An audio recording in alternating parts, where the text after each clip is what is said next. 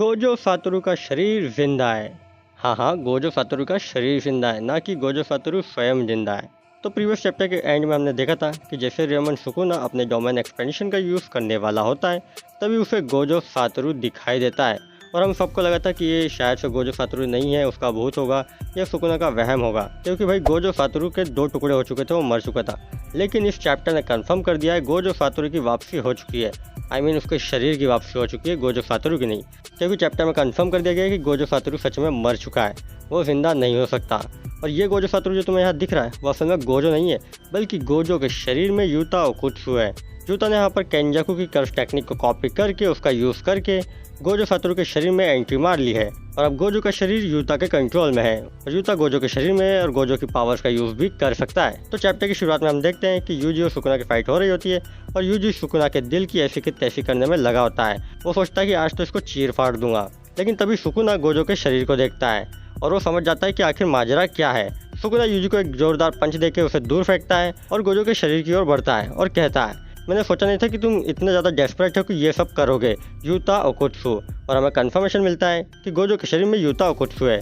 और क्योंकि यहाँ पे तुम स्टेचेस देख सकते हो गोजो के माथे के ऊपर, तो इससे कंफर्मेशन होता है कि यूता ओकुत्सु ने यहाँ पर जो है केंजाकू की कर्स टेक्निक का यूज़ किया है। तो हम फ्लैशबैक में जाते हैं और फ्लैशबैक तब का है जब गोजो वर्सेस सुकुना ये सब फाइट वगैरह शुरू भी नहीं हुई थी, यानी कि जब गोजो वर्सेस सुकुना का बैटल डिक्लेयर हुआ था, ये उसके बाद की बात है। तो यहाँ पर यूता ओकुत्सु कहता है कि अगर गोजो मर गया तो उसके बाद बैटल को आगे कौन बढ़ेगा, क्योंकि हम यहाँ पर हिस्ट्री के सबसे स्ट्रॉन्गेस्ट सॉर्सरर रियोमेन सुकुना से लड़ रहे हैं, किसी आंडू पांडू से नहीं। और यहाँ पर यूता सजेशन देता है कि अगर इन केस गोजो हार जाता है तो वो केंजाकू को हराएगा और फिर रिका जो है वो केंजाकू के शरीर को खाकर उसकी कर्स टेक्निक को कॉपी कर लेगी और उसके बाद वो गोजो के शरीर में जाएगा ताकि किसी तरह उनके जीतने के चांसेस बढ़ सके। लेकिन यहाँ पर बाकी सभी मना करते हैं, वो कहते हैं कि ये काफ़ी इनह्यूमन होगा, इस प्रोसेस में तुम अपनी इंसानियत को खो दोगे, तुम इंसान नहीं रहोगे, उसके बाद तुम एक मॉन्स्टर बन जाओगे। तो यहाँ पर यूता जो है सबसे झगड़ता है, चिल्लाता है ये कहकर कि यहाँ पर गोजो जो है वो सबके लिए अकेला लड़ रहा है, हम सबको बचाने के लिए वो मॉन्स्टर बन रहा है, तो क्या हम पूरी जुजुत्सु सोसाइटी को बचाने के लिए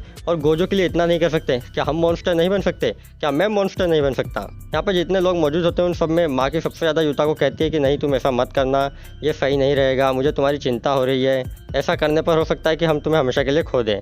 तो यूता कहता है तो कोई बात नहीं, गोजो अपनी ज़िंदगी दाव पे लगा रहा है, इस प्रोसेस में वो खुद भी अपने आप को खो सकता है, मर सकता है, लेकिन इसके बावजूद वो ये सब करने को तैयार है हम लोगों के लिए, जुजुत्सु सोसाइटी के लिए। तो अगर ऐसे में मैं मर जाता हूँ या मैं मॉन्स्टर बन जाता हूँ तो इसमें मुझे कोई दिक्कत नहीं है।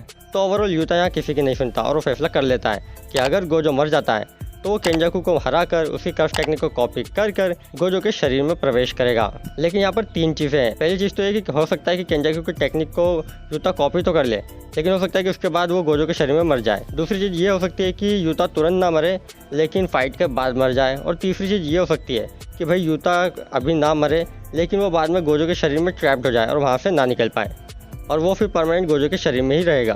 तो सभी सोचते हैं कि तीसरी चीज़ चलो ठीक है, लेकिन अगर फर्स्ट की 2 चीज़ें रहेगी तो हम यूता को भी खो देंगे। इसके बाद हमें गोजो दिखता है जो कि गाकुएनजी से बात करता है, जो कहता है कि अगर सबके सब हार गए तो जुजुत्सु सोसाइटी को तुम्हें ही संभालना है गाकुएनजी, क्योंकि तुम यहाँ के हेड रहोगे और सबसे सीनियर भी। और यहाँ पर हमें यह भी बताया जाता है कि कैसे जो गोजो है वो यूता को बताता है कि वो किस तरीके से रियोमेन सुकुना के ओपन वेरिएंट डोमेन एक्सपेंशन का सामना कर सकता है।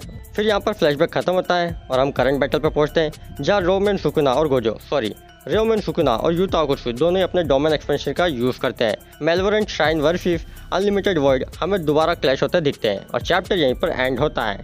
तो चैप्टर आगे एक बड़े से क्लिफ हैंगर पर ख़त्म हो गया है कि मतलब अब नेक्स्ट में क्या होने वाला है भाई, ये बैटल वापस से एक एपिक बैटल होगा या नहीं? क्या यूता ओकुत्सु गोजो की तरह गोजो के शरीर को यूज़ कर पाएगा? क्या वो लिमिटलेस और 6S का प्रॉपर यूज़ कर पाएगा? क्या यूता ओकुत्सु जो कि सीरीज़ का पहले मैन कैरेक्टर होने वाला था और जे के ज़ीरो मूवी का भी मैन हीरो था, क्या वो यहाँ पर रियोमेन सुकुना को हरा कर साबित करेगा कि असल में मैन कैरेक्टर यूता ओकुत्सु ही था?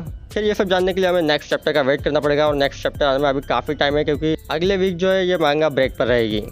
तो भाई हमें अभी 15 दिन का वेट करना पड़ेगा। फिर तुम लोगों को क्या लगता है कि क्या यूता ओकुत्सु गोजो के शरीर में रहकर रियोमेन सुकुना को हरा सकता है, जो कि खुद गोजो भी नहीं कर पाया था? हालांकि यहाँ सुकुना भी काफ़ी थका हुआ है, तो हो सकता है कि शायद हरा भी दे, क्योंकि यहाँ पर जो यूता ओकुत्सु वो अकेला नहीं है, यूजी भी अभी बैटल में ही है और साथ में तोदो भी है और अभी काफ़ी कैरेक्टर्स हैं जो बैटल में हिस्सा ले सकते हैं। तो आई थिंक सोकुना के हारने के चांस यहाँ काफ़ी ज़्यादा है। खैर, लेकिन तुम्हें क्या लगता है मुझे कमेंट में ज़रूर बताना। वीडियो अच्छा लगा हो तो लाइक कर देना, तुम्हारा कोई दोस्त हो जुजुत्सु काइसेन फैन हो वो तो उसके साथ वीडियो शेयर कर देना, और चैनल पर कोई भी कहीं से न्यू आ गया तो चैनल सब्सक्राइब जरूर कर देना, और बेल नोटिफिकेशन पर क्लिक करके उसे ऑल पर सेट कर देना, ताकि हर नए वीडियो की नोटिफिकेशन तुम तक पहुँचती रहे। बहुत से लोग ये करते ही नहीं है, इसलिए ध्यान से नोटिफिकेशन को ऑन कर देना। इसी के साथ आज के वीडियो में इतना ही। जल्दी मिलते हैं हम न्यू वीडियो में न्यू टॉपिक के साथ, तब तक के लिए सायोनारा।